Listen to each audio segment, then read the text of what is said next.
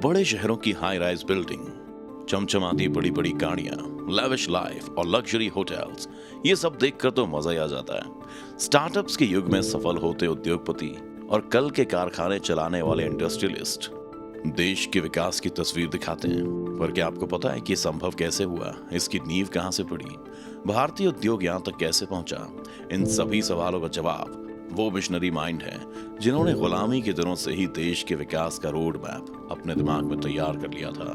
उनका नाम जमशेद नौसेरवानजी टाटा है, जिन्होंने टाटा कंपनी की स्थापना की। अब कैसे कब जमशेद जी टाटा ने भारत में उद्योग जगत की नींव रखी, कैसे खड़ी हुई देश की सबसे पुरानी कंपनी टाटा, ये सब जानेंगे आप इस वीडियो में।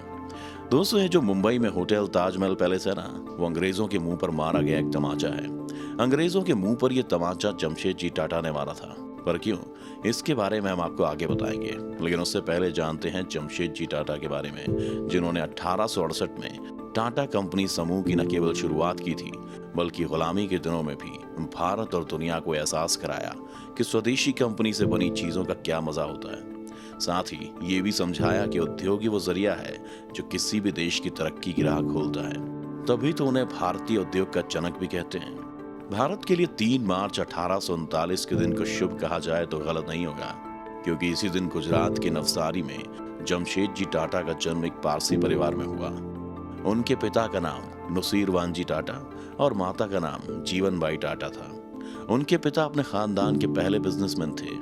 नियति ने उन्हें इस मुकाम तक पहुंचाने की शुरुआत काफी कम उम्र में ही कर दी थी। तभी तो महज 14 साल की उम्र में ही जमशेद जी को अपने पिता के साथ मुंबई आना पड़ा, जहां उन्होंने बिजनेस में अपना पहला कदम रखा। बिजनेस में पिता का साथ देने के साथ साथ वो पढ़ाई भी करते रहे। जब वो 17 साल के थे तो उन्हें मुंबई के एल्फिंस्टन कॉलेज में एडमिशन मिला। इसके 2 साल बाद 1858 में ग्रीन स्कॉलर, जो कि एक स्नातक स्तर की डिग्री थी, उसे पास किया, जिसके बाद वो फुल टाइम पिता के बिजनेस से जुड़ गए। इसी दौरान उनका विवाह हीराबाई दबू के साथ करा दिया गया। इस बिजनेस के दौरान जमशेद जी टाटा ने इंग्लैंड, अमेरिका, यूरोप समेत कई देशों में ट्रैवल किया, जहां उनकी बिजनेस स्किल्स में काफी बढ़ोतरी हुई। जमशेद जी टाटा को यही अनुभव हुआ था कि भारत में जिस कपड़ा उद्योग पर अंग्रेजों ने अपना लॉर्डशिप जमा लिया है, इसमें भारतीय कंपनियां भी न केवल अपनी जगह बना सकती हैं, बल्कि उसमें सफल भी हो सकती हैं। अपनी उम्र के 29 साल तक जमशेद जी टाटा ने अपने पिता की कंपनी में काम किया। 1857 के सिपाही विद्रोह के दमन के बाद देश की हालत काफी खराब थी। फिर भी उन्होंने हिम्मत दिखाई और 1868 में अपने बिजनेस की शुरुआत कर दी। यही वो वक्त था जब टाटा कंपनी की नींव पड़ी। 21,000 रुपए से उन्होंने एक दिवालिया तेल की कंपनी को खरीदा। इसको उन्होंने एक रुई की फैक्ट्री में बदला और उसका नाम अलेक्जेंड्रा मिल रखा। 2 साल तक उन्होंने इस मिल को चलाया, फिर अच्छे मुनाफे से उसे बेच दिया। इन पैसों से 1874 में उन्होंने नागपुर में रुई का कारखाना लगाया। जमशेद जी ने इस मिल का नाम इम्प्रेस मिल रखा था। ये जमशेद जी की पहली बड़ी औद्योगिक इकाई थी। हालांकि 1869 तक भारतीय व्यापार जगत में टाटा परिवार को बैक बेंचर माना जाता था, क्योंकि टाटा समूह को उस वक्त छोटा व्यापारी माना जाता था। पर जमशेद जी की इस इम्प्रेस मिल ने सभी के भ्रम को तोड़ दिया। हालांकि नागपुर में कॉटन मिल खोलने पर जमशेद जी की काफी आलोचना की गई थी, क्योंकि उस वक्त कॉटन मिल्स का गढ़ मुंबई था। नागपुर में कॉटन मिल खोलने के पीछे 3 वजह थी। पहला, कपास का उत्पादन यहाँ के आसपास इलाकों में ही होता था। दूसरा, रेलवे जंक्शन भी काफी नजदीक था। और तीसरा, पानी के साथ ईंधन यहाँ अधिक मात्रा में उपलब्ध था। जमशेद जी टाटा ने अपने कपड़ा व्यापार को सस्ता एक्सपोर्ट करने के लिए 1873 में एक शिपिंग कंपनी की शुरुआत की। इसके लिए उन्होंने लंदन से एनी बैरो नाम के एक जहाज को 1,500 पाउंड प्रति महीने के किराए पर ले लिया। वहीं जापान की निप्पॉन यूसेन काइशा लाइन के साथ उन्होंने इसके लिए टाटा लाइन की शुरुआत की। हालांकि यह कारोबार लंबे समय तक नहीं चला। उन्होंने देश में सिल्क उद्योग को बढ़ावा देने के लिए भी काम किया। 1874 में जमशेद जी टाटा ने वो कर दिखाया जिसके बारे में किसी ने सोचा तक नहीं था। साथ ही इसने भारतीयों का सीना भी चौड़ा कर दिया। उन्होंने मुंबई में भारत में central India spinning, weaving and manufacturing company की स्थापना की। ये किसी भी इंडियन द्वारा बनाई गई पहली कंपनी थी जिसके शेयर्स की लिस्टिंग बॉम्बे स्टॉक एक्सचेंज में थी। शुरुआत में इस कंपनी की पूंजी 5 लाख रुपए थी, जिसमें जमशेद जी टाटा ने 1.5 लाख रुपए का निवेश किया था, जिसकी वजह से उन्हें इस कंपनी का डायरेक्टर बनाया गया।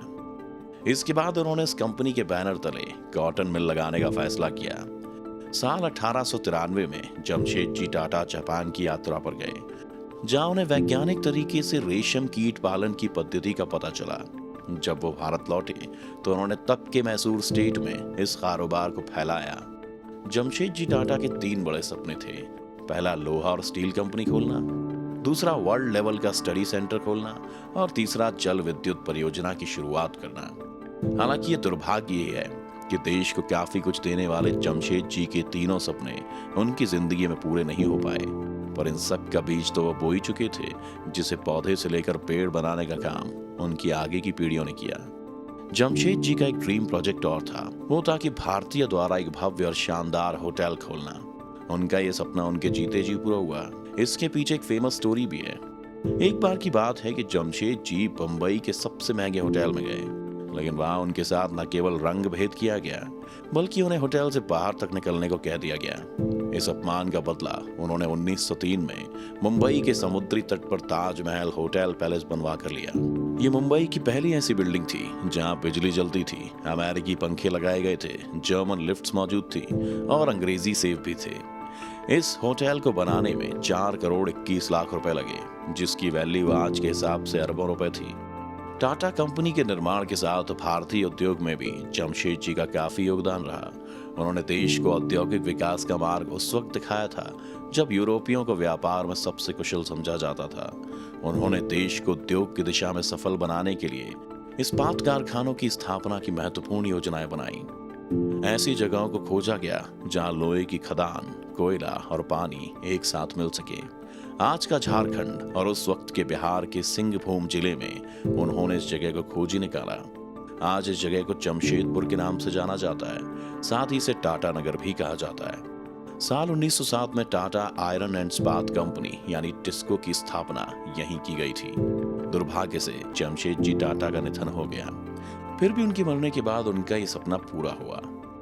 टाटा पावर, जो आज हाइड्रो इलेक्ट्रिक यानी पानी से बिजली निकालने का काम करती है, वो जमशेदजी टाटा की ही योजना थी।